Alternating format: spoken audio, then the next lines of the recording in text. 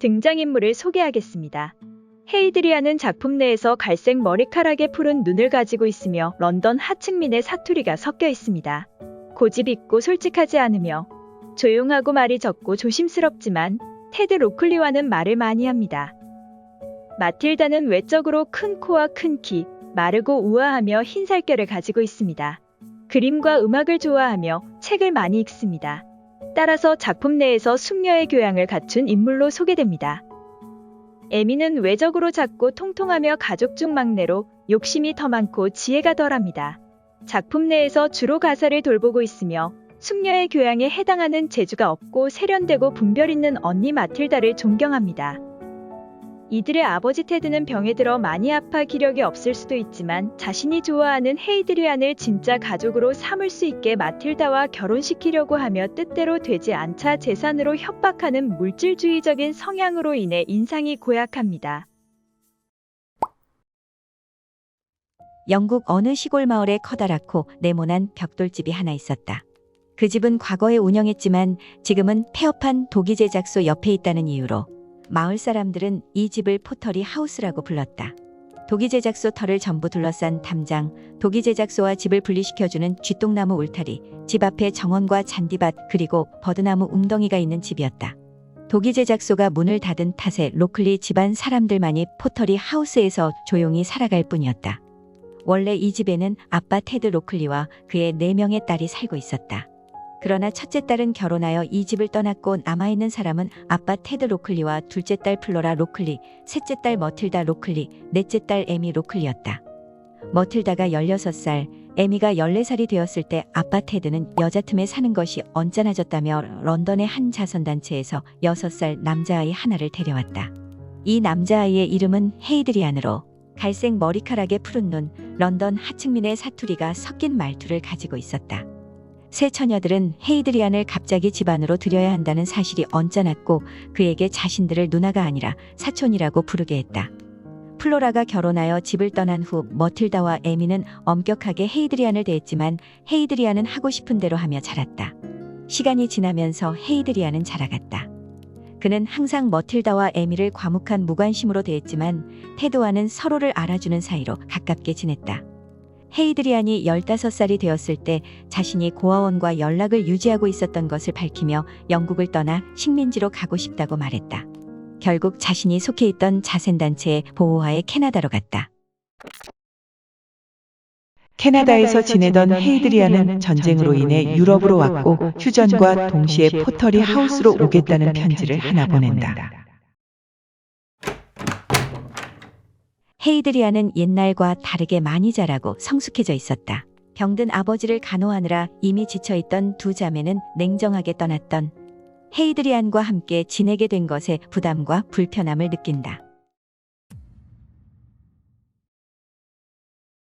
주무세요? 마틸다는 말하며 어둠 속에서 아버지의 코와 눈썹, 이마를 쓰다듬었다.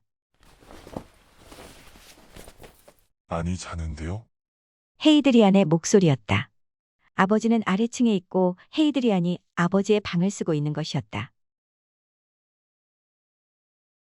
다음 날 헤이드리안은 어젯밤 일을 의식했다. 헤이드리안은 점점 마틸다에게 매력을 느끼고 소유하고 싶었다. 삼촌 로클리와 앉아서 이야기를 나누다가 말했다. 마틸다와 결혼하고 싶습니다. 헤이드리안은 자기 대신에 마틸다에게 결혼에 대해 물어봐달라고 부탁했다. 이틀 동안 고민하던 아버지는 마틸다를 불러 이야기했다. I want you to marry Hadrian. 마틸다는 아버지가 헛소리를 한다고 생각했다. 그녀는 어이가 없어 말이 나오지 않았다. 그녀가 차갑게 말했다. 그건 수치스러운 일이에요. 걔한테 사라지라고 말씀하시는 게 더 좋겠네요. 아버지는 헤이드리안과 결혼하지 않으면 재산도 주지 않겠다고 이야기한다. 이대로 아버지의 제안이 아닌 명령을 받아들여야 하는 것인가? 그저 아버지를 바라만 보며 할 말을 잃은 채 나라 잃은 표정으로 가만히 서 있을 수밖에 없었다.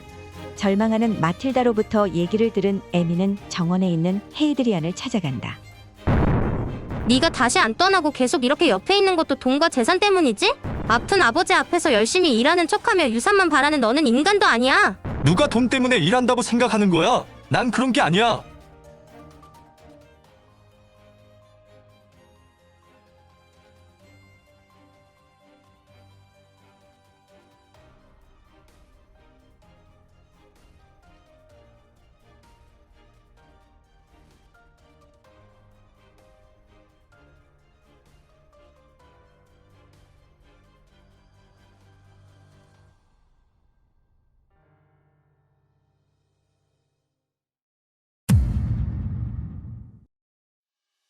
유타 치미의 소설가 데이비드 하버트 로렌스는 영국의 소설가, 시인, 그리고 수필가였다.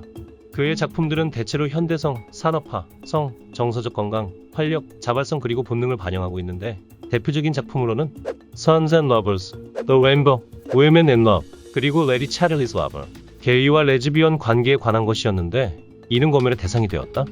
로렌스의 의견과 예술적 선호는 그에게 많은 적들이 생기게 되었고 인생의 후반부 동안 그의 창조적인 작품에 대한 박해와 잘못된 표현으로부터 견뎌낼 수밖에 없었다.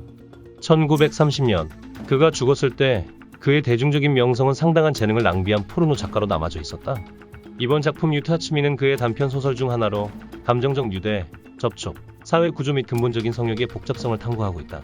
이번 작품을 통해 작가는 특히 근본적인 성욕의 복잡성의 기준을 두었다고 생각한다.